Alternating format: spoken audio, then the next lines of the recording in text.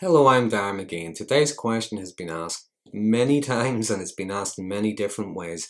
How do narcissists choose their victims, or why did they pick me? Well, if you like this video, if you find it helpful, please click like and please consider subscribing to my channel. But just as a reminder, this video is not a substitute for support from a mental health professional, nor is it a tool to be used to diagnose someone.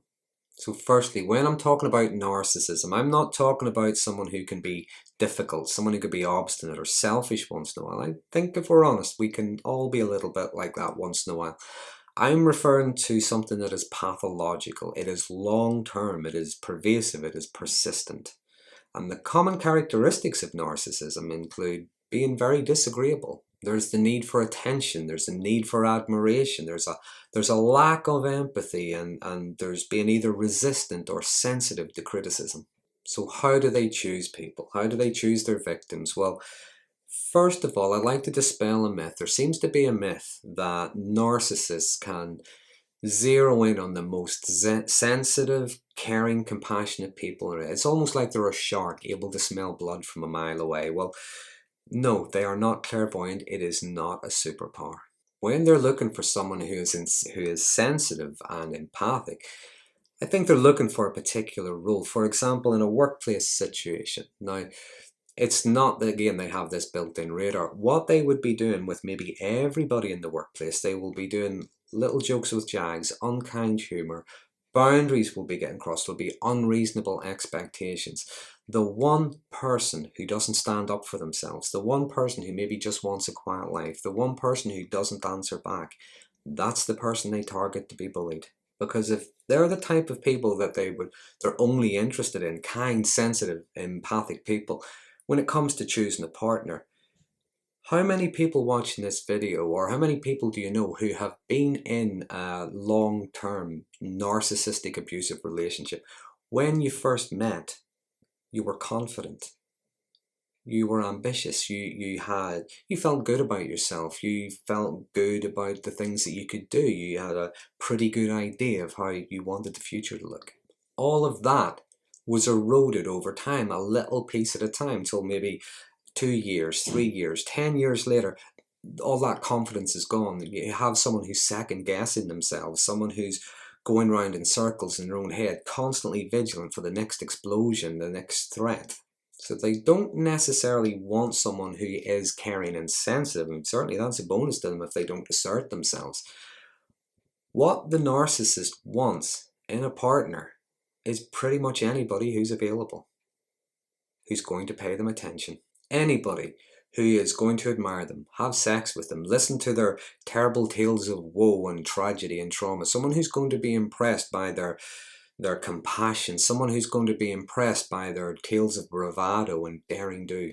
Someone who's going to listen to their lies, and even if they know they're being lied to, someone who's going to listen to their lies but not call them out on it. Well, yes, they may look for someone who's a bit of a wreck of a person, someone who's struggling with something themselves, maybe someone who's come out of another long-term difficult relationship.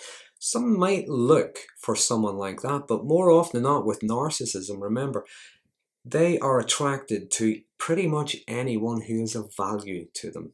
They are attracted to the most beautiful person there is, the most physically attractive person at the party, the most accomplished, the most successful, the most intelligent, the one with the most money, the one with the most potential, the one whose family are the most affluent. These are the things the narcissist is attracted to. Because remember, they believe themselves to be the most beautiful, special, powerful, entitled people ever, and they want to be associated with other beautiful, special, powerful people. And because most relationships are more like a transaction to them, when they meet someone like that, it's almost like they're figuring out in their head, what do I have to do here? What way am I going to have to behave in order to get what I want from you? Now, it is generally a bonus to them if they do pick someone who's very nice, very sensitive, doesn't like to hurt other people's feelings. Other times, what happens over time is those boundaries, that confidence gets eroded away. But also think of the question, why did they pick me? Well, think of that the other way around. Why did I pick them? Well, remember, a lot of narcissists, the more socialized they are anyway, They are highly accomplished actors. They've learned to be very charismatic, witty, charming, caring. They know how to perform empathy and compassion, things like that. They're even maybe physically very attractive, very beautiful people. They have learned many times with all their information gathering skills, they have learned to tell different people exactly what they want to hear. It is only with hindsight that we begin to see all of this was a lie, all of this was just an act, all of this was just about manipulation. It's something to think about when you think about someone with very strong narcissistic traits. It doesn't matter how rich you are, it doesn't matter how good looking you are, it doesn't matter how influential you are, it doesn't matter how nervous and shy you are, it doesn't matter how much you might struggle with assertiveness. If you don't pay them any attention whatsoever, if you do not engage with them, that meeting them for the first time at that party, going on that first date with them, if you do not engage and give them what they want, they tend to just go away and leave you alone. And they'll move on to the next person to see if they can get that supply from them. So maybe they picked you just because you were there, you were available. They picked you because you were kind. They picked you because you believed their lies. So there are my thoughts on how narcissists pick their victims. Now, as always, please feel free to share any thoughts or experiences in the comment box below.